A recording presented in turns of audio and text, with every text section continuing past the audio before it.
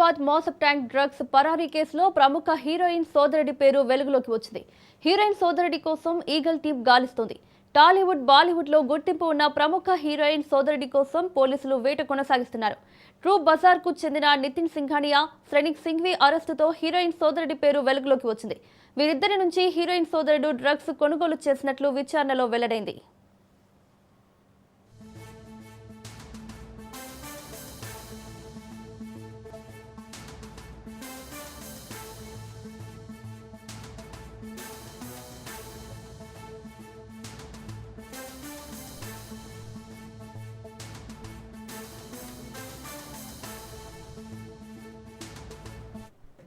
ఇదే అంశానికి సంబంధించి మరిన్ని అప్డేట్స్ మా ప్రతినిధి మధు అందిస్తారు.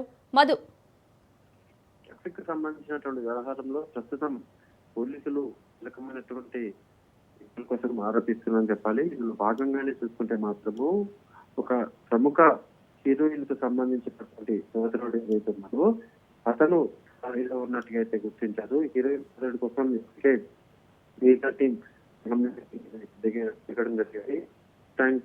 పోలీసులు మొత్తం తను ఎక్కడున్నాడు అనే దానికి సంబంధించి ప్రస్తుతం ఎంక్వైరీ అయితే మొదలు పెట్టారు. టాలీవుడ్, బాలీవుడ్ లో గుర్తింపు ఉన్నటువంటి ఆ ప్రముఖ నటి ఎవరైతే ఉన్నారో ఆమె సోదరుడు ప్రస్తుతం తను అజ్ఞాతంలోకి వెళ్ళినట్టుగా తెలుస్తుంది.